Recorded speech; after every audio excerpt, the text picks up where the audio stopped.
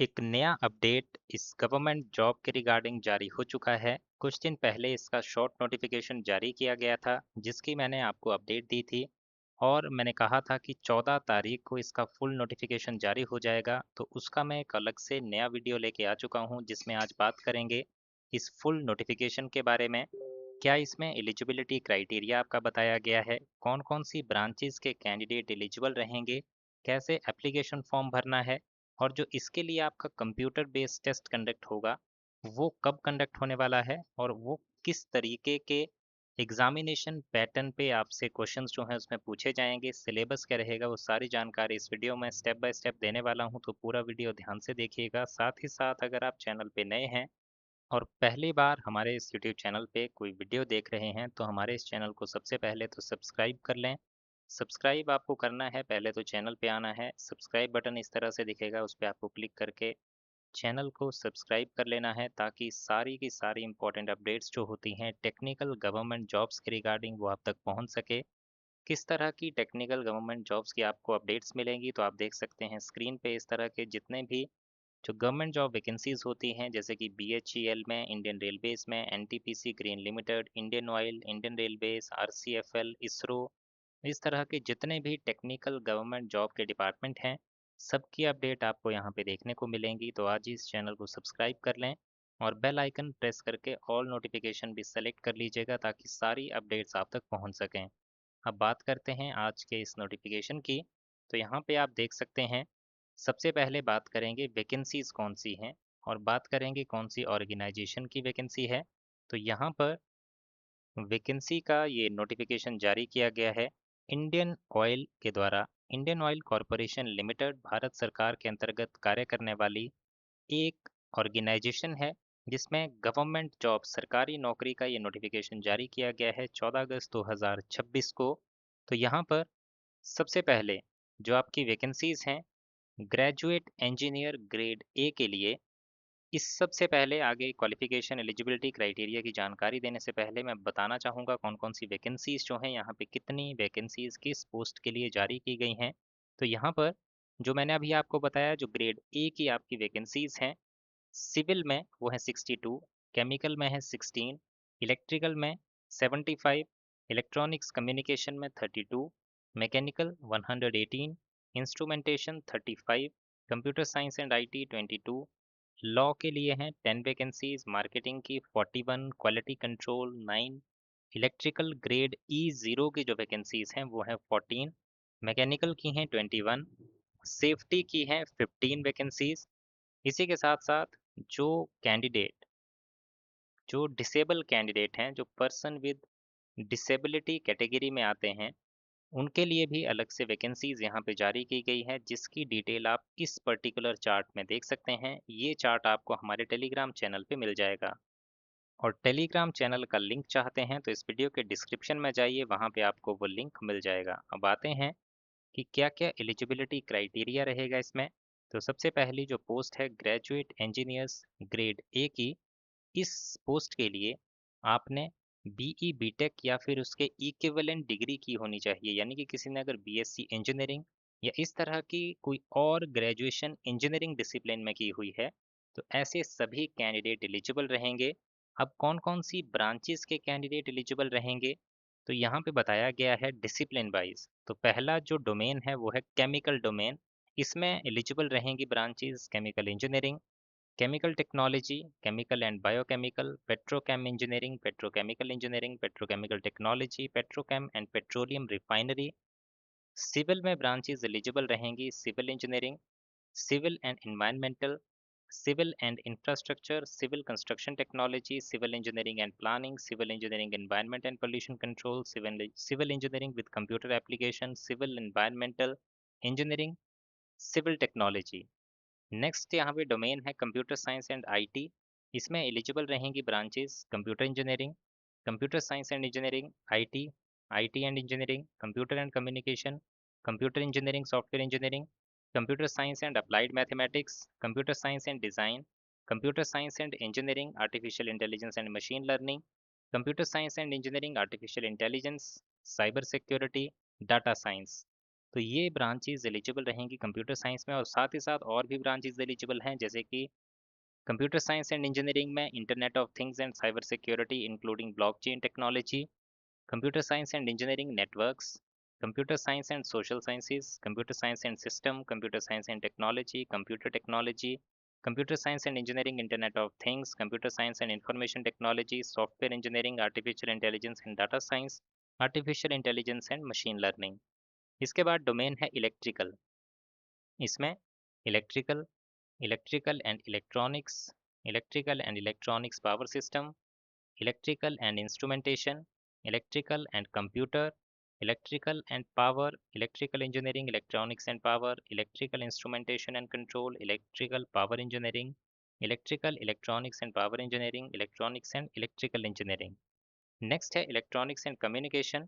इसमें branches eligible हैं electronics, electronics and communication, electronics and telecommunication, electronics communication and instrumentation. Next eligible है instrumentation domain में instrumentation engineering, instrumentation and control, instrumentation and electronics, instrumentation technology, instrument technology, electronics and instrumentation, electronics, instrumentation and control, electronics, instrument and control, applied electronics and instrumentation, power electronics and instrumentation। Mechanical domain की बात करें तो इसमें eligible है mechanical, mechanical engineering industry integrated, mechanical engineering design, mechanical and automation, mechanical engineering production. ये branches आपकी eligible रहेंगी जो ग्रेजुएट इंजीनियर ग्रेड ए की पोस्ट है। यहाँ पर जो भी आपने डिग्री की है उसमें आपके 65% मार्क्स होने चाहिए, और अगर आप SC/ST PWBD कैंडिडेट हैं तो 55% मार्क्स आपके होने चाहिए। इसके बाद है नेक्स्ट पोस्ट जो कि है ऑफिसर मार्केटिंग ग्रेड ए की। इसके लिए MBA, post graduate diploma, business administration, इस तरह की क्वालिफिकेशन आपने की होनी चाहिए। नेक्स्ट पोस्ट है आपकी ऑफिसर लॉ ग्रेड ए की। इसके लिए आपने लॉ में ग्रेजुएट डिग्री की हो, यानी कि बैचलर्स डिग्री आपने की होनी चाहिए लॉ की, या फिर 5 साल का इंटीग्रेटेड LLB डिग्री कोर्स जो है वो आपने किया होना चाहिए। बाकी क्राइटेरिया आप इसमें देख सकते हैं। नेक्स्ट जो पोस्ट है आपकी वो है आपकी assistant quality control officer grade A0 की।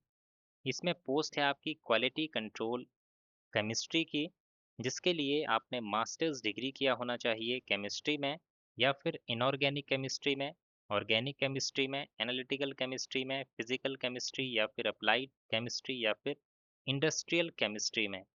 इसके बाद नेक्स्ट पोस्ट है डिप्लोमा इंजीनियर ग्रेड E0 की। इसके लिए आपने 3 साल का डिप्लोमा किया होना चाहिए इंजीनियरिंग का। कौन कौन सी ब्रांचेज एलिजिबल रहेंगी डिप्लोमा इंजीनियरिंग की? तो इसमें ब्रांचेज एलिजिबल हैं electrical, electrical and electronics, electrical power system, electrical engineering industrial control. Mechanical में एलिजिबल रहेंगी मैकेनिकल ब्रांच। सेफ्टी में एलिजिबल रहेंगी ब्रांचेज। उसकी अगर बात करें तो सेफ्टी जो यहाँ पे डोमेन है, इस पर्टिकुलर डोमेन में या तो आपने डिप्लोमा किया हो, सॉरी, एक तो आपने डिप्लोमा किया होना चाहिए 3 साल का इंजीनियरिंग में, और उसके साथ साथ आपने डिप्लोमा किया होना चाहिए इंडस्ट्रियल सेफ्टी का भी। अब डिप्लोमा कौन कौन सी ब्रांच में किया होना चाहिए? तो chemical, chemical technology, petrochemical engineering, petrochemical technology, refinery and petrochemical engineering, chemical engineering, oil technology, chemical engineering, petrochemical, civil construction, civil and environmental engineering, civil engineering construction technology, civil technology, construction engineering, construction technology, electrical and electronics, electrical power system, electrical engineering industrial control, electrical and instrumentation engineering, electrical engineering instrumentation and control, electronics instrumentation and control engineering, electronics engineering, electronics and communication engineering industry integrated, electronics and communication, electronics and communication engineering, electronics and electrical engineering, electronics and instrumentation, electronics and telecommunication, electronics communication and instrumentation, fire technology and safety, fire and safety, instrumentation engineering, instrumentation and control, instrumentation and electronics, instrumentation technology, instrument technology, instrumentation and process control, instrumentation and control engineering, applied electronics and instrumentation, control and instrumentation, mechanical. ये branches जो हैं वो eligible रहेंगी safety domain में। तो ये थी आपकी डिफरेंट पोस्ट, और उसके लिए डिफरेंट एलिजिबिलिटी क्राइटेरिया, आपका क्वालिफिकेशन क्राइटेरिया। साथ ही यहाँ पे बताया गया है अगर कोई कैंडिडेट अभी परस्यू कर रहा है या कंप्लीट कर लिया है अपना ME M Tech as part of integrated course या फिर ड्यूअल डिग्री कोर्स आपने किया हुआ है बीई बीटेक प्रोग्राम का, तो वो भी इस पोस्ट के लिए एप्लीकेशन फॉर्म भर सकते हैं। कंडीशन ये रहेगी कि उन्होंने बीई बीटेक जो ब्रांचेज यहाँ पे बताई हैं उनमें से किसी एक में की होनी चाहिए। अब यहाँ पे बाकी जो क्राइटेरिया है वो आप यहाँ पे देख सकते हैं इस नोटिफिकेशन को डाउनलोड करके हमारे टेलीग्राम चैनल से। बात करेंगे एज लिमिट की, तो एज लिमिट कितनी रखी गई है? ग्रेजुएट इंजीनियर की पोस्ट के लिए 26 साल एज लिमिट है, डिप्लोमा इंजीनियर के लिए भी 26 साल, ऑफिसर मार्केटिंग के लिए 28 साल, लॉ ऑफिसर के लिए 30 साल और असिस्टेंट क्वालिटी कंट्रोल ऑफिसर के लिए 30 साल का एज लिमिट क्राइटेरिया रखा गया है। डेट ऑफ बर्थ जानना चाहते हैं तो आप यहाँ से इस टेबल का स्क्रीनशॉट ले सकते हैं या फिर नोटिफिकेशन डाउनलोड करके इसमें चेक कर सकते हैं कि आपकी पोस्ट के अकॉर्डिंग आपकी जो डेट ऑफ बर्थ है वो किस डेट से लेके किस डेट के बीच में होनी चाहिए। वो आप यहाँ पे वीडियो को पॉज करके भी देख सकते हैं। जनरल ईडब्ल्यूएस का ये वाला क्राइटेरिया रहेगा, उसके बाद ओबीसी नॉन क्रीमी लेयर, उसके बाद एससी एसटी, और उसके बाद अगर कोई एक्स सर्विसमैन है या कमीशन्ड ऑफिसर्स हैं तो उनका यहाँ पे ये क्राइटेरिया आप चेक कर सकते हैं। इसके बाद अगर बात करें वर्क एक्सपीरियंस की, तो वर्क एक्सपीरियंस यहाँ पे कौन सी पोस्ट के लिए मांगा गया है? तो वर्क एक्सपीरियंस सिर्फ और सिर्फ जो लॉ ऑफिसर की आपकी पोस्ट है उसके लिए ही मांगा गया है।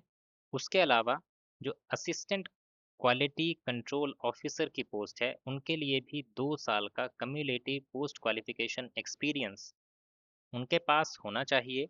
ये कौन सी फील्ड में होना चाहिए? तो एक्सपीरियंस होना चाहिए टेस्टिंग आर&डी क्वालिटी कंट्रोल, और ये होना चाहिए पेट्रोलियम पेट्रोकेमिकल या फिर पॉलीमर या फिर फर्टिलाइजर यूनिट लेबोरेटरीज का।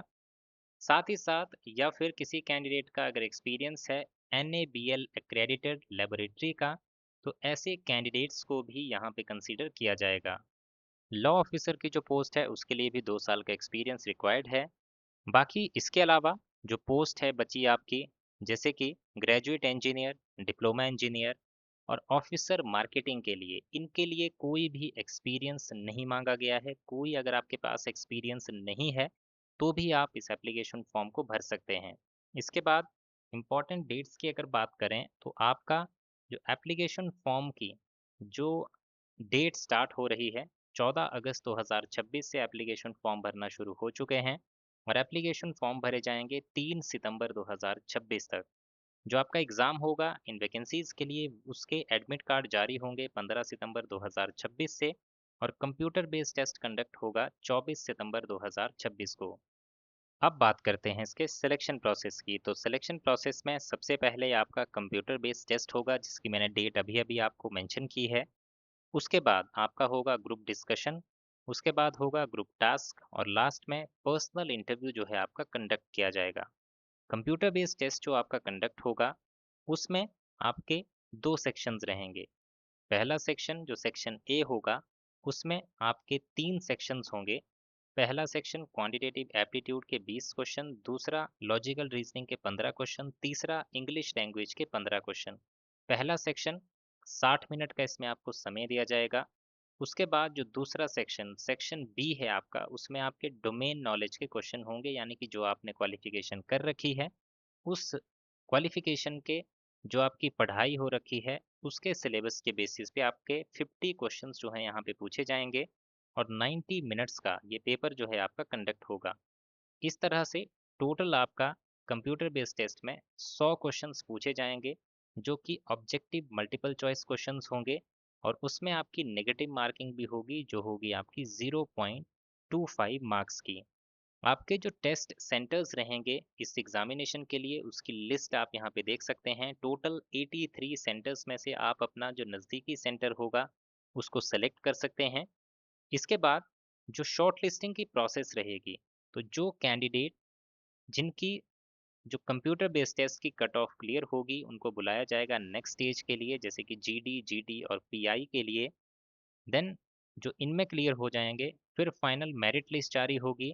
अब फाइनल मेरिट लिस्ट जो जारी होगी उसमें किस किस तरह से आपके मार्क्स को कंसीडर किया जाएगा, तो जो कंप्यूटर बेस्ड टेस्ट में आपका मिनिमम क्वालिफाइंग मार्क्स क्राइटेरिया रखा गया है वो सेक्शन ए और सेक्शन बी दोनों में 40% मार्क्स आपके अलग अलग से होने चाहिए और टोटल पूरे टेस्ट के मिला के 45% मिनिमम आपके क्वालिफाइंग मार्क्स जो हैं इसमें होने चाहिए, तभी आप कंप्यूटर बेस्ड टेस्ट में क्वालिफाइड माने जाएंगे।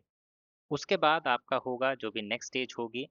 अगर आप SC/ST कैंडिडेट हैं तो आपको सेक्शन ए और बी में 35-35% मार्क्स लेके आने हैं और टोटल में 40% marks overall computer based test में आपके होने चाहिए। अगर आप डिसेबल कैंडिडेट हैं तो सेक्शन ए और बी में आपके 25-25% मार्क्स होने चाहिए और ए प्लस बी के मिला के overall 30% minimum qualifying marks criteria जो है इसमें रखा गया है। डॉक्यूमेंट्स आपके टोटली रेडी होने चाहिए ताकि जब भी आपका डॉक्यूमेंट वेरिफिकेशन हो उसमें आपकी कोई भी दिक्कत ना आए। अब इसमें जो मेरिट लिस्ट बनेगी उसका क्या क्राइटेरिया रहेगा उसकी बात कर लेते हैं। तो जो आपकी मेरिट लिस्ट बनेगी उसमें 85% वेटेज रहेगी आपके कंप्यूटर बेस्ड टेस्ट की मार्क्स की। तो जितना अच्छा आपका कंप्यूटर बेस्ड टेस्ट में स्कोर रहेगा उतना ज़्यादा चांसेस होंगे आपके सिलेक्शन होने के। अब यहाँ पे उसके बाद जो ग्रुप डिस्कशन और ग्रुप टास्क होगा इसकी पूरी सिलेक्शन प्रोसेस में वेटेज रहेगी 5% की और पीआई पर्सनल इंटरव्यू की वेटेज रहेगी 10% की। Minimum passing marks group discussion और ग्रुप टास्क में आपके 40% होने चाहिए और पीआई में भी 40% मार्क्स आपके होने चाहिए। तो इस तरह से तीनों स्टेजेस के मार्क्स के बेसिस पे आपका फाइनल सिलेक्शन किया जाएगा। अब बात कर लेते हैं सैलरी स्ट्रक्चर की, कितनी आपकी सैलरी रहेगी, क्या-क्या इसमें आपका स्ट्रक्चर होने वाला है, कितना सीटीसी आपको मिलेगा। तो यहाँ पे बताया गया है कि आपका जो ग्रेड ए की वैकेंसीज हैं, उनके लिए आपका सीटीसी रहेगा 18 लाख पर एनम का, A0 ग्रेड की वैकेंसीज के लिए 14.8 लाख का और E0 वैकेंसीज के लिए 11.1 लाख का आपका सीटीसी पर एनम का स्टार्टिंग यहाँ पे रहने वाला है। और जैसे ही आपका नेक्स्ट पे कमीशन आउट होगा उसके बाद इसमें भी आपको इंक्रीमेंट देखने को मिलेगा। तो अच्छी खासी सैलरी उसमें भी आपको बढ़ के मिलेगी, तो इससे तो ज़्यादा ही आपका सीटीसी फिर नेक्स्ट ईयर से होने वाला है। तो अच्छी खासी एक अपॉर्चुनिटी है सभी कैंडिडेट्स के लिए, अच्छा खासा एक मौका है। तो इस फॉर्म को मत जाने दीजिएगा अगर आप इसके लिए एलिजिबल हैं और तैयारी कर रहे हैं इससे रिलेटेड या टेक्निकल गवर्नमेंट जॉब्स के लिए ही। तो इस एप्लीकेशन फॉर्म को ज़रूर भरिएगा। लास्ट डेट से पहले पहले आपको ऑनलाइन एप्लीकेशन फॉर्म सबमिट करना होगा और ऑनलाइन एप्लीकेशन फॉर्म का अगर आप लिंक चाहते हैं तो हमारे टेलीग्राम चैनल पे जाइए, वहाँ पे नोटिफिकेशन का पीडीएफ, वैकेंसीज का चार्ट और एप्लीकेशन फॉर्म का ऑनलाइन लिंक, ये तीनों चीज़ें वहाँ पर अवेलेबल हैं, वहाँ से आप देख सकते हैं और डायरेक्टली एप्लीकेशन फॉर्म भर सकते हैं। बाकी इसके अलावा कोई डाउट बचा हो तो कमेंट सेक्शन में कमेंट करके आप इसकी कोई भी जानकारी ले सकते हैं।